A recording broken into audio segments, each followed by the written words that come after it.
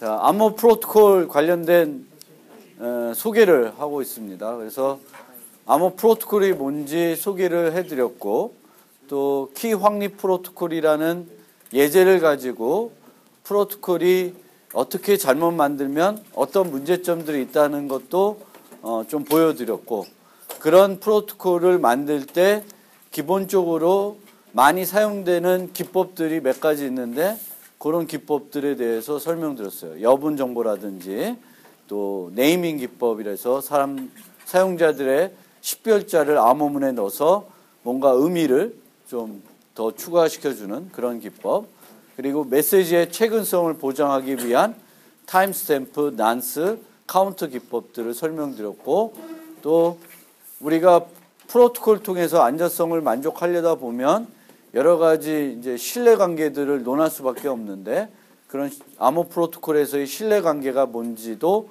설명을 드렸습니다.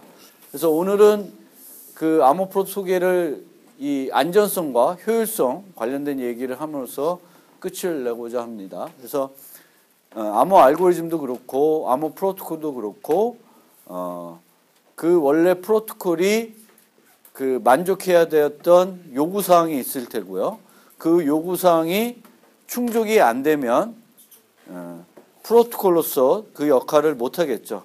그러니까 프로토콜이라는 것은 수행됐을 때 완전성이 돼야 된다는 거죠. 그래서 그 기능이 수행이 돼야 되는데, 암호 프로토콜은 프로토콜의 참여자들이 정직하지 않더라도, 또 제3의 공격자가 있더라도 프로토콜의 목적이 달성되거나 아니면 누군가가 부당한 이득을 취할 수 없어야 됩니다.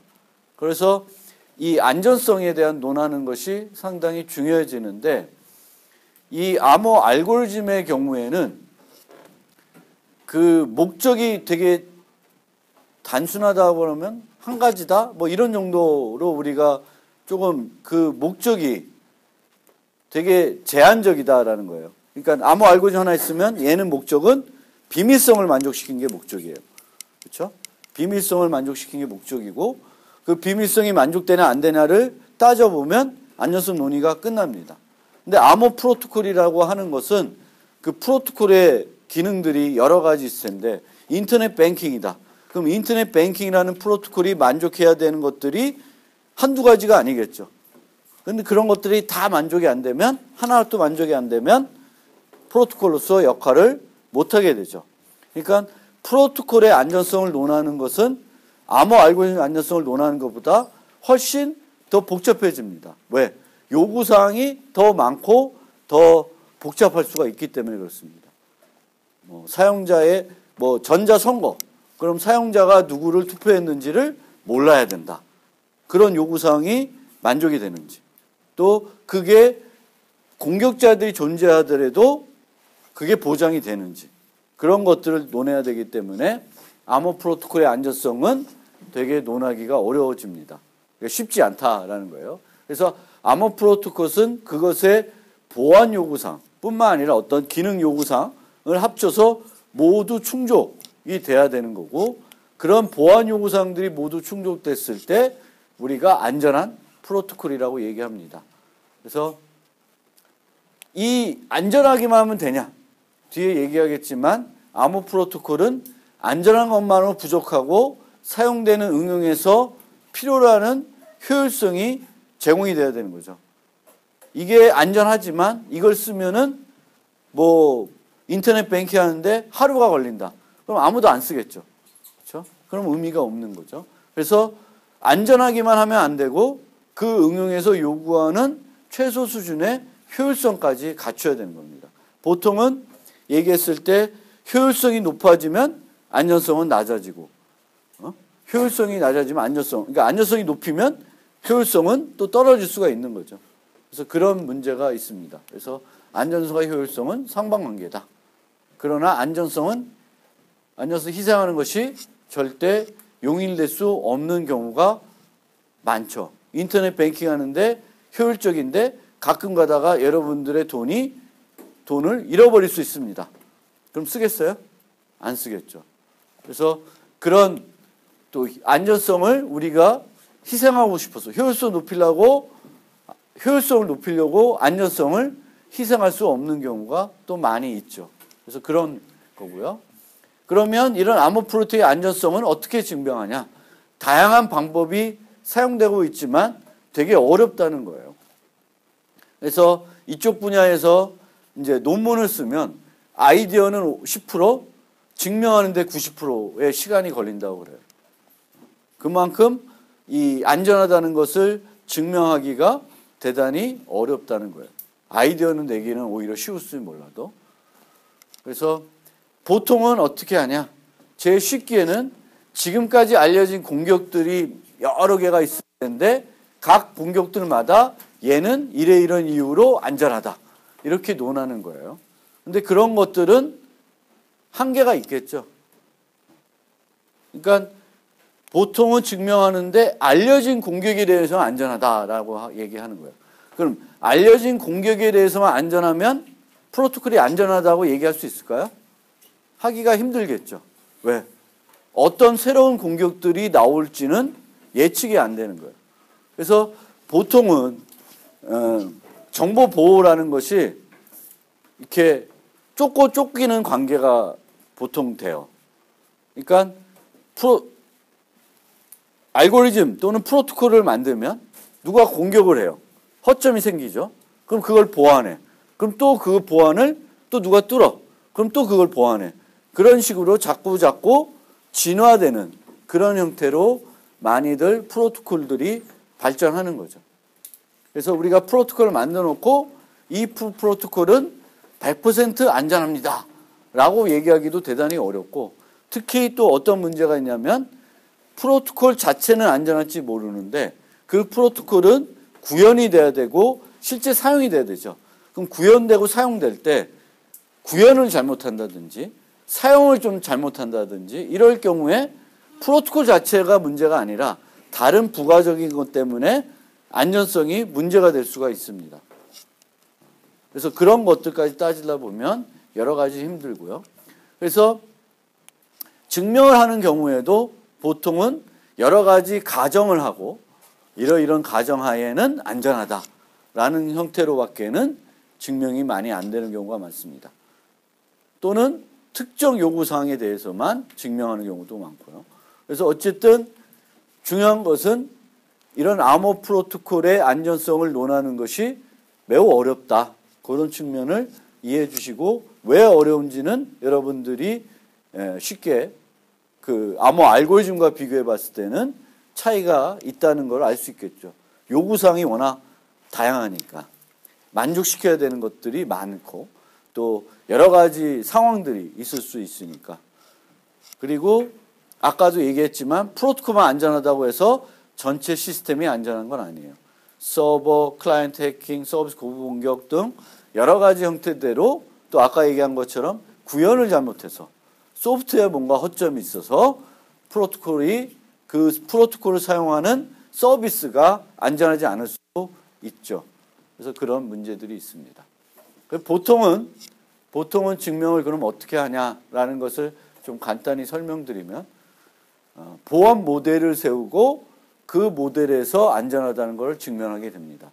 그럼 보안 모델이란 뭐냐면은 프로토콜의 안전성을 논하기 위해서 세우는 가정들의 집합을 얘기합니다. 그래서 우리는 이러이러한 가정들을 하고 이러이러한 환경을 가정한다. 그리고 그런 환경에서는 이러이러한 이유로 이 프로토콜은 안전하다라고 형태로 접근을 하게 되겠고 그럼 여기에 가정들 중에는 가장 핵심이 되는 게 공격자 모델이 되겠습니다. 어떤 공격자들을 어떤 유형의 공격들을 고려하고 있는지 그게 핵심이 되겠죠. 그럼 그런 공격에 대해서는 안전하다고 볼 수 있는데 공격들이 꼭 그것만 존재하냐라고 단정 짓기에는 상당히 어려운 면들이 있습니다. 그리고 암호 알고리즘의 안전성을 논할 때도 여러분들이 느꼈을 것 같은데 우리가 공격자가 능력이 많으면 많을수록 공격에 성공할 확률은 높아지겠죠. 내가 평문만 가지고 있는 경우랑 평문과 암호문 쌍을 갖고 있는 경우는 갖고 있는 정보가 다르다는 거죠. 정보가 많으면 많을수록 뭔가 공격에 성공할 확률은 높아진다는 것은 상식적으로도 이해가 될 수 있는 거죠. 그래서 마찬가지로 이런 공격자 모델에서도 해당 공격자가 어떤 능력을 가지고 있는지, 그 공격자의 능력을 상당히 높은 수준까지 우리가 가정하고 증명을 하면 그 프로토콜은 보다 더 안전한 프로토콜이 되겠죠. 그래서 공격자의 능력이 강할수록 공격이 성공할 가능성이 높아지며, 이와 같은 상태에서 프로토콜의 안전하다고 증명할 수 있으면 프로토콜의 안전성 수준이 더 높은 거죠. 그리고 여기서 꼭 우리가 또 이제 꼭 검토가 돼야 되는 게 공모 공격입니다. 공모 공격. 그러니까 한 사람이 혼자서 뭔가 공격하는 것이 아니라 여러 사람들이 협심해가지고 공격하는 경우가 있을 수가 있습니다. 여러 참여자가 자기들의 정보를 쉐어해가지고 특정 사용자를 공격할 수도 있죠. 그렇게 되면 점점점 공격의 가능성이나 공격자들의 능력이 커지는 거죠. 그래서 공모 공격, 이 여러 참여자 협력하는 공격을 고려를 또 해야 되는 거죠. 이 아머 프로토콜에서는 혼자 어떤 사람이 단독적으로 공격한다기보다는 여러 사용자들하고 협력, 특히 서버와 협력이 가능하다, 공모를 한다. 그러면 공격이 성공할 확률이 대단히 높아지겠죠. 그래서 공격자들의 기본적으로 우리가 바라보는 능력들은 뭐가 있냐면, 모든 참여자 간의 통신은 제어할 수 있다. 이것도 가정 안 하면 안 된다는 거죠. 이거는 당연히 가정한다는 거고. 그리고 지난 프로토콜의 수행을 통해 확립된 세션 키들은 얻을 수 있다. 그러니까 세션 키들이, 과거 세션 키들이 노출되더라도 현재 세션 키는 안전해야 된다. 이런 개념이죠. 그래서 과거에 교환됐던 정보들은 비밀스럽게 교환이 되더라도 그 정보들이 공격자 손에 들어갈 수 있다. 공격자 손에 들어가더라도 안전해야 된다. 라는 형태대로 분석을 해야 된다라는 거고요. 그 다음에 공격자가 참여자의 장기간 키를 만약 알게 되면 어떤 문제가 발생할까? 이런 것도 우리가 검토가 돼야 됩니다. 그리고 공격자의 능력은 이렇게 이제 생각해 볼 수 있는데, 공격자의 종류도 두 가지로 나눌 수가 있어요.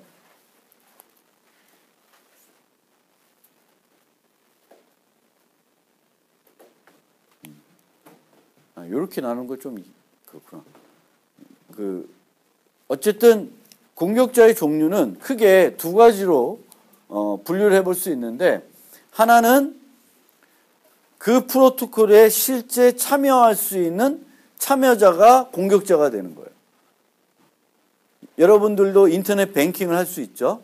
그럼 나도 내 계좌에 대한 접근 권한을 갖고 있는 상태에서 다른 사람을 공격할 수가 있죠. 그러니까 내가 그 은행에 접근할 수 있다라는 가정하에 이제 공격을 뭔가 해보는 거예요. 그래서 내부자, 이거는 좀, 그러니까 제가 제 나름대로 여기 있는 말 말고 다시 설명하면은, 참여자들이 있죠. 그 프로토콜에 원래 참여하는 자들, 그 참여하는 자들이 공격을 하는 거예요. 그런 경우가 있고, 참여하는 자들은 아닌데 참여하기 위한 어떤 권한은 없는데 제3자가 공격을 해보는 경우가 있겠죠. 그래서 그런 공격들을 우리가 검토를 해봐야 된다. 제3자가 이 참여자들의 권한을 갖고 있지 않은 상태에서 공격이 가능한지를 봐야 되겠고, 참여자로서 가정하고 참여자로서 어떤 시스템에 인증을 해서 들어갈 수 있는 상태에서 이 참여자가 자기의 권한 말고 다른 권한들을 뭔가 할 수 있는지 없는지를 살펴봐야 돼요. 그래서 그런 두 가지로 보통 나눕니다. 제3의 공격자, 그 다음에 참여자 중에 참여자가 어떤 공격을 하는 경우, 그렇게 나눠보겠고, 여기 있는 얘기들은 내부자들은 모두 정직하다라고 가정하는 경우도 있고, 내부자 중에는 악의적인 사용자도 있을 수 있다라고 가정하는 거고, 보통은 이런 가정까지 해야 된다는 거예요. 그러니까 이게 아까 얘기한 참여자들 중에 정직하지 않고 악의적으로 뭔가 행동할 수 있다라는 거죠. 그런 가정하에 또 프로토콜들에 대한 분석을 해야 됩니다. 그래서 아까 얘기한 것처럼 되게 어려운 거지만 일반적으로 어떻게 한다는 걸 소개를 하면 우리가 암호 프로토콜이 있으면 이 프로토콜이 만족해야 될 요구사항들이 있죠. 이 요구사항들이 만족하는지를 어떻게든 증명을 하고자 할 거고요. 그 증명을 하기 위해서 보안 모델이라는 걸 만드는데 그 모델이라는 것은 여러 가지 그 환경, 그 프로토콜이 실제 수행되는 환경에 대한 가정들을 세우고요. 그 가정하에서 이렇게 요구사항들을 만족시킬 수 있다.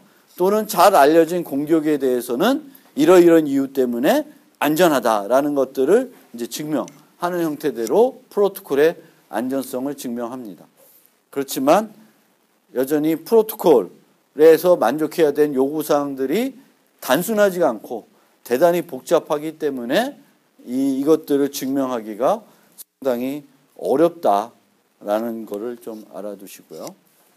그 다음에 아까 얘기했듯이 안전하기만 하면 안 되고 그 응용에서 필요한 효율성을 갖춰져 있어야 됩니다. 그래서 효율성을 논할 때에는 두 가지를 우리가 보통 논하는데 꼭 암호 프로토콜이 아니어도 대부분 이런 식으로 논의가 되는데요. 하나는 계산의 효율성. 그러니까 그 참여자가 어떤 장치를 쓰거나 소프트웨어를 사용하겠죠. 그 소프트웨어를 사용할 때 들어가는 필요한 CPU의 능력. 그 능력을 우리가 계산 능력이라고 했죠. 그래서 계산이 되게 많은 계산이 요구되면 그만큼 프로토콜을 수행하는 시간이 오래 걸리겠죠. 그리고 이제 모바일 디바이스다라고 하면 전력 소모도 많아지게 됩니다. 그러니까 우리가 지금은 유비쿼터스 환경이고 뭐 사물 인터넷 이런 얘기를 하니까 그런 어떤 모바일 장치, 고정된 전원을 쓰지 않는 장치들, 그런 장치들은 핵심적으로 그게 보안이든 아니든 간에 우리가 서비스를 만들 때 많이 생각해야 되는 게 전력을 최소화하는 거예요. 전력 사용을. 여러분들이 만든 앱이나 뭐 이런 소프트웨어들이 전력을 최소한 쓰게끔 해야지만 그 소프트웨어를 쓰더라도 오랫동안 사용자가 자기의 핸드폰이나 뭐 태블릿 PC를 오랫동안 쓸 수가 있겠죠. 뭐 사물 인터넷이다 뭐 이런 경우도 그렇고 그런 경우도 고정된 전원을 쓰면 좀 상관이 없는데 배터리를 쓰는 경우에는 그 배터리를 절약하는 기술이 상당히 IT에서 핵심적인 기술이 되죠. 요즘 많이 연구되고 있는 거고. 그래서 계산이 효율적이 되면 시간이 단축될 뿐만 아니라 CPU 사용량이 적어지고 CPU 사용량이 적으면 그만큼 전력 소모량도 줄일 수가 있는 거죠. 그런 측면에서 이제 되는데 암호 프로토콜 측면에서는 이 계산의 효율성은 다른 것에 의해서도 많이 좌우되겠지만 가장 크게 좌우되는 것은 어떤 암호 기술을 쓰냐가 되게 크게 좌우가 됩니다. 그래서 우리가 배운 암호 기술에는 대칭, 공개키, 전자서명, 해시 이런 네 가지가 있는데 그중에 공개키 기술이라고 여겨지는 게 공개키 알고리즘하고 전자서명입니다. 그러면 우리가 공개키 관련된 연산을 하거나 전자서명을 하거나 이런 것보다 그거를 아예 안 쓰는 그런 프로토콜이 훨씬 더 효율적이겠죠. CPU 사용량이 훨씬 더 줄어들게 됩니다. 그래서 공개키 암호 알고리즘은 보다는 비밀키 알고리즘만 쓸 수가 있도록 또는 해시 함수만 쓸 수만 있으면 또는 그보다도 더 저렴한 연산만 가지고도 서비스를 안전한 서비스를 구성할 수 있으면 가장 효과적이겠죠. 그런데 이 계산의 효율성이라는 것은 뭐에 의해서 또 좌우되냐면 기술의 발달에 따라서 되게 또 좌우가 되죠. 그래서 한편으로는 하드웨어에 관심이 많은 사람들은 어떻게 하면 이런 암호 알고리즘을 게이트 수를 적게 해가지고 만들까라는 거예요. 게이트 수를 적게 하면 그만큼 전력 소모가 줄어든대요. 그리고 칩의 크기도 작아지겠죠. 그래서 그런 거를 연구하는 사람도 많이 있습니다. 그래서 칩을 작게 만들고 그 칩이 전력을 적게 필요하고 발열량이 적어지면 그런 소형된 칩들은 이런 사물 인터넷에 활용할 수가 있겠죠. 저렴해지고 이러면. 그래서 그런 쪽도 상당히 연구가 많이 되고 있다라는 거고요. 그 다음에 계산 효율성뿐만 아니라 또 많은 경우에는 통신 효율성에 좌우화되죠. 뭐 보통 우리가 이제는 서비스들이 당연히 암호 프로토콜은 이제 통신 프로토콜이기 때문에 그런 거고요. 그렇지만 요즘에 여러분들이 쓰는 대부분의 서비스는 통신을 이용한 서비스들이죠. 그러면 그 통신을 이용할 때 여러분 CPU보다도 CPU는 워낙 좋은 컴퓨터를 써서 빠른데 통신이 느리면 컴퓨터가 빠른 게 별로 의미가 없죠. 요즘에 기가 와이파이 기가 하는데 통신은 빨라지면 빨라질수록 더 속도를 체감이 달라진 거죠. 그래서 통신의 효율성도 이제 프로토콜의 효율성을 논할 때 상당히 중요하게 여깁니다. 그래서 이 통신의 효율성은 뭘로 따지냐면 메시지의 수와 메시지의 크기로 구분이 되는데 메시지의 크기보다도 뭐가 중요하냐면 라운드 수가 더 중요하대요. 메시지 수, 교환되는 수가 더 어떤 시간, 비용에 더 많은 영향을 준다. 큰 메시지를 하나 보낸 것보다 그것을 쪼개서 2번 보내는 게 더 속도에 문제가 될 수가 있다고 얘기합니다. 정확한 거는 좀 달라질 수도 있는데. 그래서 라운드라는 개념은 우리가 한 시점에서 병렬로 전달할 수 있는 모든 메시지를 얘기하는 겁니다. 그러니까 보통은 프로토콜이라는 게 내가 이런 메시지를 주면 제가 거기에 대해서 뭘 주고 그럼 내가 또 뭘 주고 이렇게 교환하는 거예요. 그래서 그 교환이 하나, 둘, 셋, 넷 하면은 4라운드, 4개의 메시지가 필요한 건데 1, 2번 메시지가 동시에 서로 주고받을 수 있다. 그러면 걔네들은 이렇게 다른 라운드라 보지 않고 한 라운드로 얘기해도 돼요.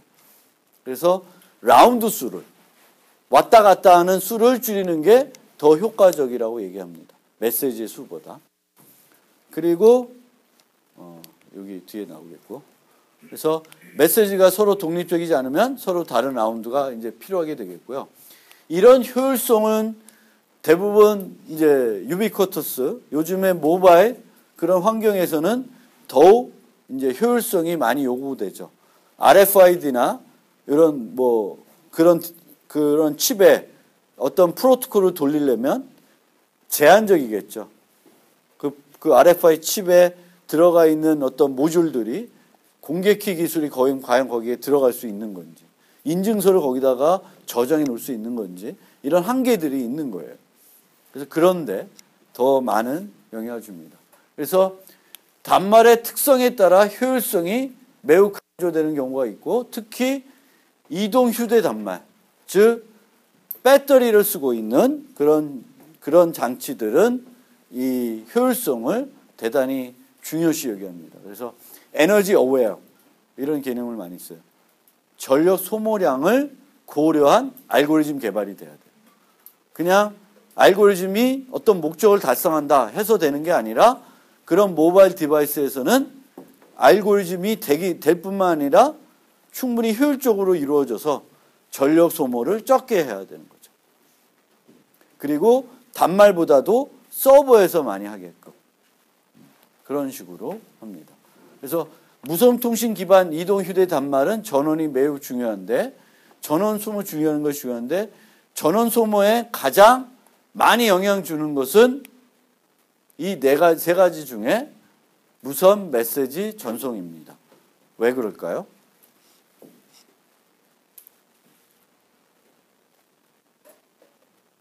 여러분들 핸드폰으로 게임을 하는 것보다 그 문자 메시지를 받는 것보다 여러분들이 통화하고 문자를 보내는 게 메시지를 보내는 게 전력 소모가 더 많이 돼요. 왜 그럴까요? 알아야 되는데 왜 그래? 통신 안 배웠어? 왜 그래요? 메시지를 보내는 게 가장 전력 소모가 많이 든다. 왜요? 몰라? 진짜 몰라? 전력 소모. 여기 있는 메시지는 무슨 메시지예요? 무선 메시지죠. 응? 이동 단말이에요. 무선 메시지야. 그럼 무선 메시지를 보내려면 뭐가 필요해? 신호를 만들어서 보내려면 뭘 써요? 전력을 씁니다. 그리고 그 신호를 멀리 보내려면 전력을 어떻게 해야 돼? 더 많이 써야 돼요. 더 강한 전력을 써야 돼요.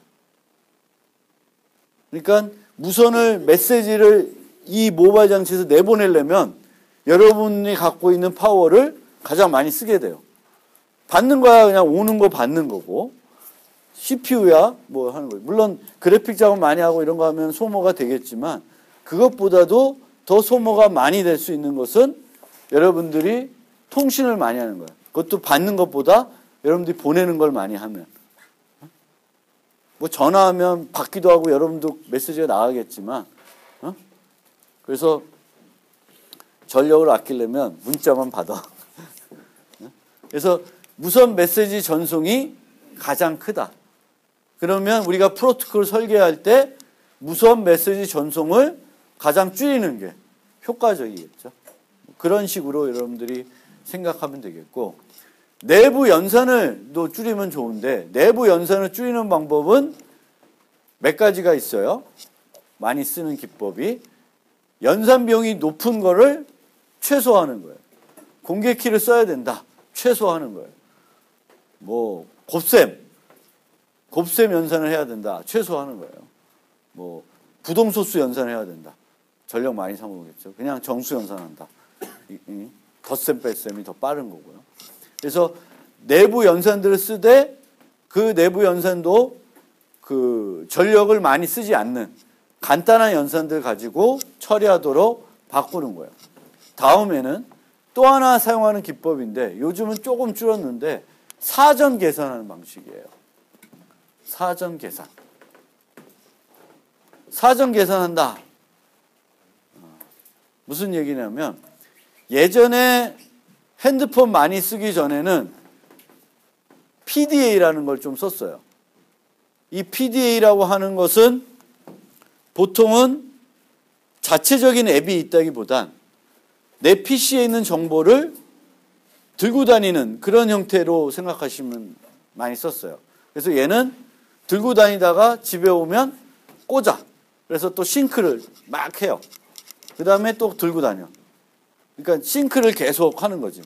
여러분들 싱크를 계속 해요? 핸드폰 쓰는데 요즘 싱크를 해요? 뭐 할 수도 있지. 하는데 기본적으로 하지는 않죠. 근데 예전에는 그렇게 집에 오면 맨날 싱크를 했어. 그리고 마찬가지고 여러분들이 그 옵션에서 그 앱 갱신하는 거 있죠. 그럼 거기 옵션 중에 뭐가 있냐면 와이파이가 켜졌을 때. 그건 돈 절약하기 위한 수단도 되지만 전력을 그 또 절약하는데도 도움이 되죠. 내가 전원을 꽂았을 때만 해라. 그냥 들고 다니는데 와이파이 터졌다고 해서 막 그냥 앱을 갱신하고 있으면 또 전력 소모가 되는 거죠. 그래서 그런 거예요. 그래서 사전 계산은 뭐냐면 얘를 모바일 장치를 전원을 꽂았을 때 뭔가를 막 해놓는 거예요. 미리. 그러니까 보통 우리가 서비스를 받으려면 그 순간에 계산해서 주고받는 게 일반적인데 그 주고받는 것 중에 미리 계산해 놓을 수 있는 게 있어. 그러면 그것들을 그때 필요할 때 하는 게 아니라 언제 해요? 전력을 꽂혀서 전력을 모바일 그 단말에 있는 게 배터리를 쓰고 있지 않을 때 배터리를 쓰는 게 아니라 외부 전원을 쓸 때 미리 해놓는 거예요. 그러면 내가 실제적으로 그 휴대하고 있을 때 그 서비스를 쓰면 거기 때 필요했던 연산들 중에 일부는 미리 해가지고 저장되어 있는 거죠. 물론 사전 계산하려면 저장 공간은 많이 요구되겠죠. 그리고 여기 안 써 있는 것 중에 하나는 마지막 하나 더 말씀드리면 클라이언트하고 모바일 디바이스하고 서버 간에 통신해서 서비스가 이루어지면 어디에 더 부담을 많이 주는 게 좋을까요? 서버에 부담을 많이 주면 좋죠. 그래서 여기서 해야 되는 계산을 얘가 하게끔 해가지고 그 프로토콜, 서비스를 설계하면 좋습니다. 그러니까 모바일 컴퓨팅, 모바일 디바이스 이런 얘기를 할 때 계산을 효과적으로 하고 싶다. 그러면 알고리즘 구성할 때 연산을 비싼 연산이나 복잡한 연산을 많이 안 쓰고도 그걸 달성하게끔 만드는 걸로 한번 시도를 해보실 필요가 있고요. 그 다음에 혹시 사전 계산 같은 게 가능하면 사전 계산 같은 것들을 미리 할 수 있게끔 해놓을 수가 있고요. 그 다음에는 클라이언트하고 서버 개념이 되면 클라이언트에서 계산하는 많은 것들을 서버가 계산하게끔 하면 그만큼 여기에 대한 서비스, 얘의 부담은 줄어들 수가 있습니다. 그래서 그렇게 여러분들, 이게 꼭 암호 프로토콜이 아니더라도 일반적인 여러분들이 응용, 모바일 장치를 이용하는 어떤 응용들을 개발할 때 그 응용의 효과, 에너지를 고려한 설계를 하기 위해서는 이런 기술들을 일반적으로 쓴다는 거예요. 그래서 제가 자꾸 말씀드리지만 제가 설명드리는 많은 내용 중에 꼭 정보보호하고 연결시키지 않고 그냥 일반적인 여러분들이 컴퓨팅 개념에서 받아들일 수 있는, 활용할 수 있는 얘기들이 많이 있습니다. 그래서 그런 것들을 여러분들이 잘 활용해 주시면 좋을 것 같아요. 네. 오늘은 그래서